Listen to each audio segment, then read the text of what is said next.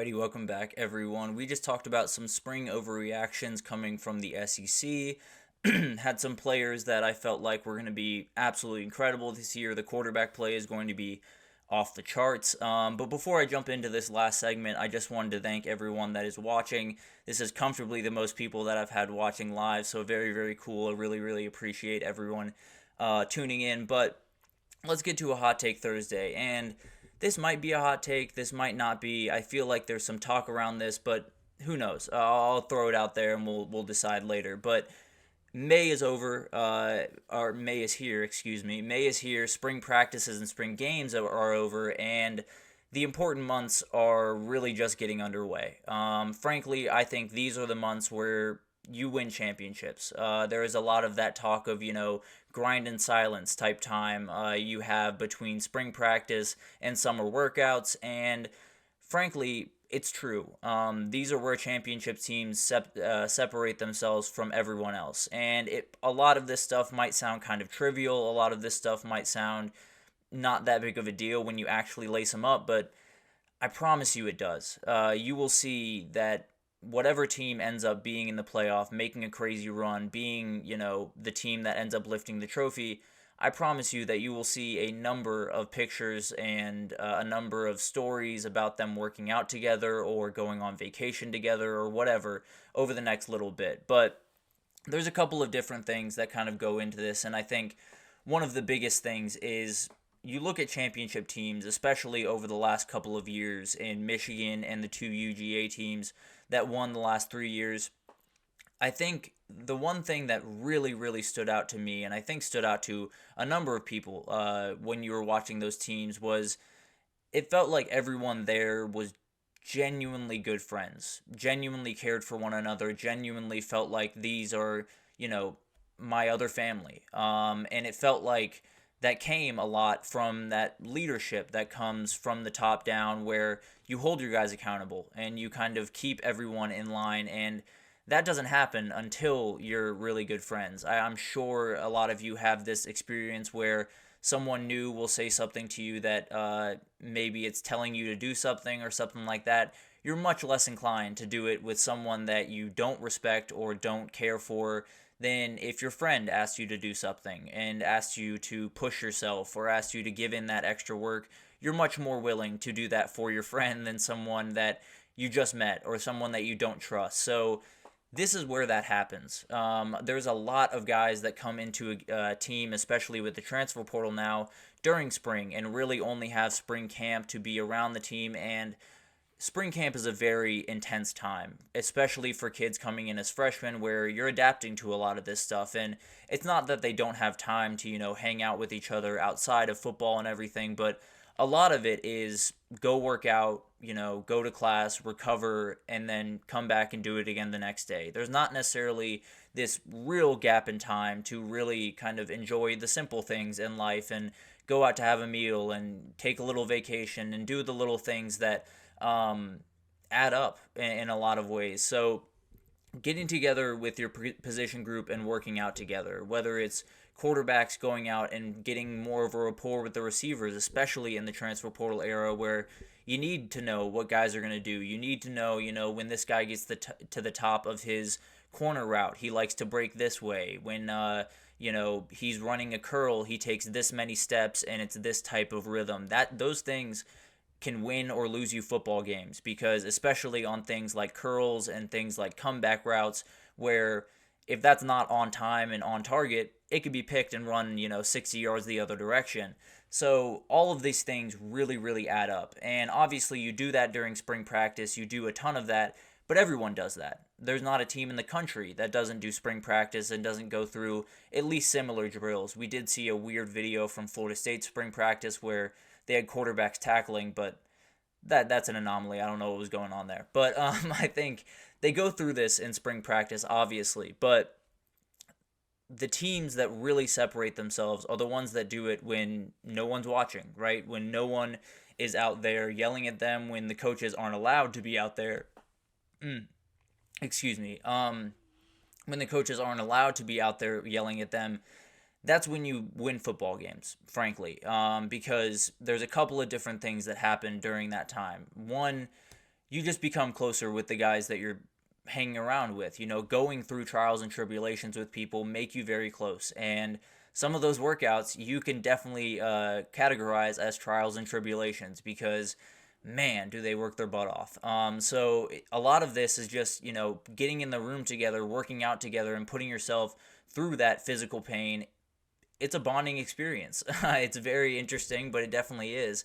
And then you get, a couple of inside jokes. You get a couple of laughs. You get to know these guys a little bit better. You get to maybe meet their families and do little things that, get lunch together, have game nights, enjoy a responsible night out. I want to put that in there for sure. But all of these things matter. And they, you won't see a lot of them. You won't necessarily see, Carson Beck and Dylan Bell getting lunch together in downtown Athens. You won't see Quinn Ewers and Isaiah Bond getting together for a night out.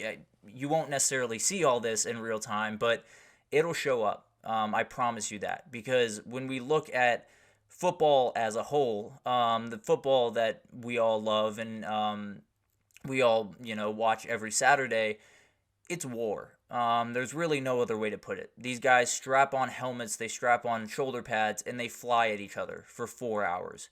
And it's kind of insane, to be totally honest with you.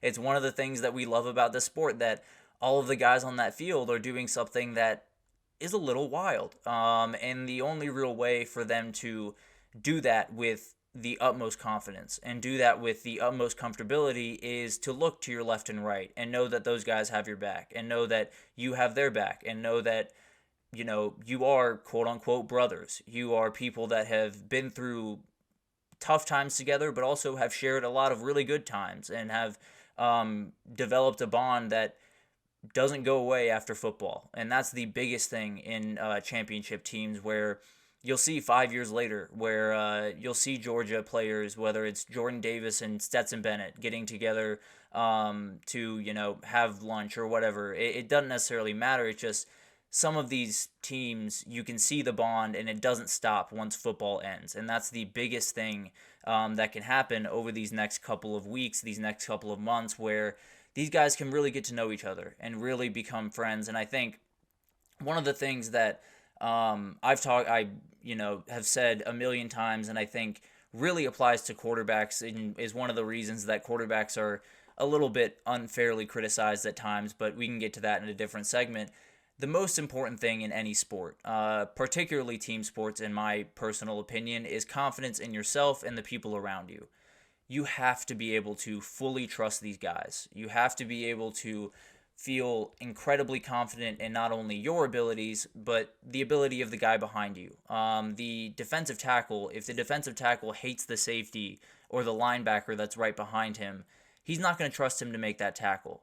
And it's going to cause him to force on some plays and make a mistake. That's then going to put a linebacker or a safety in a bad situation. So all of this has consequences. And if your defensive tackle is friends with your safety, and your safety is friends with your wide receiver, and your wide receiver is friends with your kicker, all of this just becomes so much easier. When a guy scores and you have a million people mobbing him, not just his position group or not just the quarterback that threw him the pass, it means more. It shows you what this team is really about, and it shows you that when May hit, when they were able to walk away from spring practice and were officially able to, take a deep breath and take some time off, they didn't. They got back together. They went out on the field in, nighttime and got passes up and got kicks up and went out to dinner afterwards and enjoyed each other's company and developed this bond that is just so important to being a successful football team. So people have said this before. It might not be as hot of a take as I've made it out to be, I'll be totally honest. People have said that these months are remarkably important before, but I just think some people, shrug it off, sort of. Some people say, yeah, it's important, but, not as important as the practices that go on. And maybe that's the case, but I'll be totally honest with you. I think there's an ability that you can unlock if you use these months correctly. Not only from a, playing standpoint with these players being on the same page and, having as much rapport with your quarterback and receivers as possible and all of that type of stuff on field. But holding guys accountable is infinitely easier when you're friends with them. Yelling at guys when it needs to happen is infinitely easier when you're friends with them because it's coming from a place of love. It's coming from a place of care, and it's not coming from a place of, this guy sucks. I need this guy off my team. That guy cares about you, and this is when that happens. This is when those bonds are formed, especially for those young guys or those transfer portal guys coming in. So I'm not saying that, if a team is, not together every second of the day, they're screwed. I promise that is not the case. But I can almost promise you that in January, when we see a team lift a trophy, there will be a quote that will come out from one of those players saying, it was the times in May. It was the times after spring practice. It was the countless hours we were out there without our coaches, or it was the lunch that we got every day because it became a tradition during this time of the year, and it made us closer, and it made us, essentially share a brain. You will hear stories about, this guy went out of his way to take me out to dinner and tell me that I'm going to be a fantastic player, but I'm going to hold you accountable, and that made it so much easier for me to develop as a young player. So there's a million different ways to kind of go about this and kind of make this argument, but I cannot overstate just how important these days are, these weeks are, these months are, because a championship team is going to be born in this couple of weeks. Now, a couple of them will, and then they'll figure it out on the field, but the teams that separate themselves, the teams that find their way into the playoff, and especially find their way onto the field in the national title, they will be the teams that you see, some going on vacation together, some getting lunch together, some doing the little things, being out in the field in pitch black with the lights coming down on them, throwing passes. All that stuff matters, and all that stuff gets to happen now without the coach yelling at you. So it's an opportunity that some people squander, but the teams that win the title absolutely do not. So it'll be a really interesting thing to watch over the next couple of weeks, but I love this time of year. I think it's a very interesting time of year where you don't get to see it in real time. You don't get to see it, plastered on every TV around the world, but if you're paying attention, you can find the team that or the teams that are kind of utilizing these months the way that they're supposed to be utilized. But we'll figure out who those teams are, right? We'll figure out in January and December who those teams are that have separated themselves over the next 2 months. But we'll get to that when we get there. But that'll do it for this edition of the GSMC College Football Podcast presented by the GSMC Sports Network. Your support means a lot to us, so please remember to subscribe to the show, leave a positive review. It does make a huge difference. Also, follow us on Facebook, Twitter, TikTok, Instagram for all of the content and updates. We have a million people doing incredible work around pretty much every sport you could possibly want. So definitely tune in to all of those shows if you want any of that. Thank you again for all of the people watching today. It honestly is very, very cool to see that number continue to rise, but very much appreciate it. Thank you for listening, and I will see you guys tomorrow.